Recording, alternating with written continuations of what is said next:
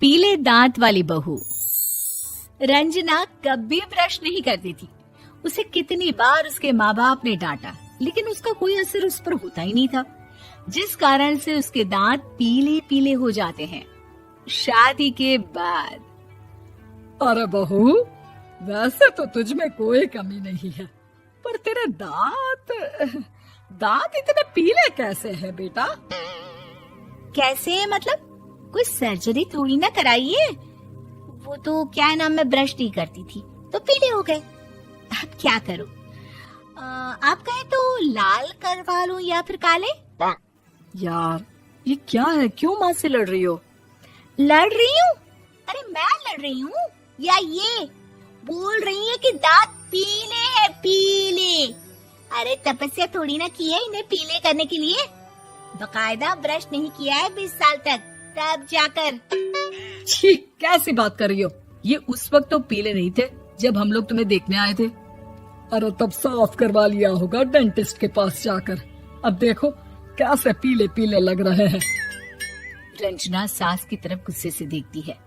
फिर शुरू हो गई पीले पीले पीले। अरे पीले तो तब भी थे जब मेरे हाथ का रसगुल्ला उड़ा उड़ा कर खा रही थी और बोल रही थी, लड़की नहीं गुणों का खजाना दे रहे भाई साहब आप। खैर, अब वो लोग करते भी तो क्या करते, पीले दांत वाली बहू पल्ले पड़ी थी तो झेलना तो था ही। एक दिन कीर्तन में रंजना गाना गा रही थी। अरे कमला बहन, माँ का द्वार है, यहाँ तो सब शुद्ध होकर आते हैं, फिर अपनी बहू को ब्रश भी नहीं करवाती तुम। दूर से पीले पीले दांत भक्ति में बाधा उत्पन्न कर रहे हैं। अरे कोई 2 साल के बच्चे थोड़ी ना लेकर आई हूँ मैं बहू बनाकर। अच्छी खासी लड़की है, अरे कैसे करवाऊं ब्रश? ये तो उसे खुद करना चाहिए ना। अब माँ बाप तो इसके जैसे तैसे निपटा दिए, ये नहीं सोचा कि सास कैसे संभालेगी। सास बहू को लेकर घर आ जाती है, लेकिन सोच लेती है कि अब इसे लेकर कहीं नहीं जाएगी। अगले रोज बहू कहती है, अरे क्या हो गया, मंदिर नहीं जाना क्या? कीर्तन का वक्त हो रहा है।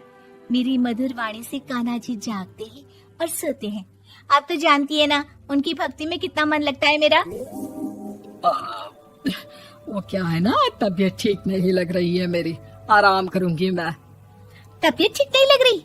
अभी तो मिथुन के गाने पर नाच रही थी आप, और अब बोल रही है कि तबीयत ठीक नहीं लग रही। अरे भक्ति में मन लगा लो सासू माँ, ऊपर जाना है, क्या मुंह दिखाओगी आप? हाँ? सास को बहू की बात पर गुस्सा आ जाता है। मैं क्या मुंह दिखाऊंगी, इसकी चिंता तो ना कर, समझी? अपने मुंह की चिंता कर, जो ये पीले पीले दांत लेकर हर जगह पहुंच जाती है। पता है लोग कितना मजाक बनाते हैं। ना जी ना, मैं नहीं जाना कहीं तेरे साथ। तो ये बात है, कोई ना, मत जाओ, मैं अपने कमरे में ही बैठकर भक्ति कर लूंगी। ऊपर वाला दांत थोड़ी ना देखता है, मन देखता है, भावना देखता है। और अरे बस बस, तू सब कुछ दिखा, बस ये सफेद चमकदार दांत ना दिखाना किसी को, है? जा यहाँ से। बहू को सास की बात का कोई फर्क नहीं पड़ता, वो तो जैसी थी वैसी ही रह जाती है। सुबह नहाकर किचन में खाना बनाना, फिर खाना खाना, कीर्तन भजन करना और सो जाना। एक दिन, माँ जी मैं सहेली के घर जा रही हूँ, शाम को लेट आऊंगी। हाँ हाँ तो जाना, मैंने कौन सा तेरी आरती करनी है घर पर बैठकर। रंजना सहेली के घर जाती है, जहाँ वो पार्टी में जाने की तैयारी कर रही होती है। अरे शिखा, कहाँ जाने की तैयारी कर रही है? मैं गलत वक्त पर आ गई क्या? अरे नहीं यार, उल्टा सही वक्त पर आई है।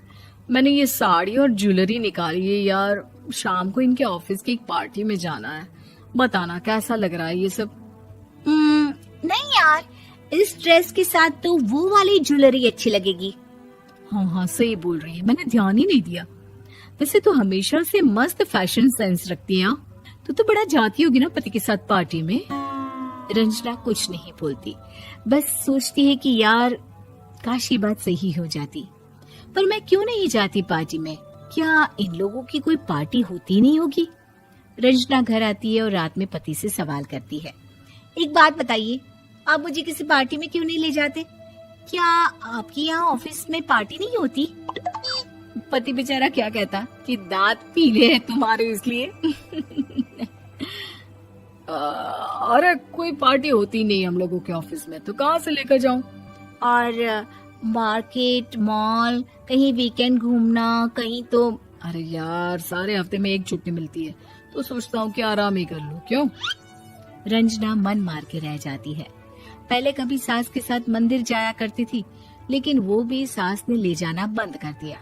घर बैठी बैठी रंजना बोर हो जाती है। तभी उसे आइडिया आता है और वो मायके जाने का सोचती है। सासू माँ, 2 दिनों के लिए मम्मी के घर जा रही हूँ। अच्छा अच्छा ठीक है, आराम से जा। और हाँ, माँ से कुछ अच्छी आदत सीख कर आना कि कैसे शरीर के हर भाग की तरह दांतों की सफाई भी जरूरी होती है, समझी? शुरू हो गई ना आप। वो लोग आपकी तरह नहीं है कि छोटी छोटी बात का बतंगड़ बना दे। उन लोगों के लिए मैं मायने रखती हूँ, ना कि मेरे पीले पीले दांत। रंजना माँ को बिना बताए उन लोगों को सरप्राइज देती है, लेकिन जैसे ही वो दरवाजे पर पहुँचती है, अंदर देखती है कि घर वाले कहीं जा रहे होते हैं। अब माँ, काश रंजना दीदी के दांतों वाली प्रॉब्लम नहीं होती, तो वो भी हम लोगों के साथ चलती ना बुआ जी की बेटी की शादी में। हाँ बेटा, लेकिन अब उसे कौन समझाए कि उसको उसके पीले दांत नहीं दिखते, लेकिन उसके आसपास के लोगों को कितना एम्बैरेसिंग फील कराते हैं। मुझे तो कितनी बार उसके स्कूल की टीचर ने शिकायत की कि उसके साथ कोई लड़की बैठना भी नहीं चाहती, और ना ही कॉलेज में कोई उससे बात करना चाहता था। लेकिन पता नहीं क्यों उसे ये बात समझ में ही नहीं आती। कोई कमी नहीं है उस लड़की में, बस यही कि दांत पीले हैं। वो तो भला हो जीजा जी और उनकी माँ का, जो दीदी को जैसी है वैसे ही रखा हुआ है।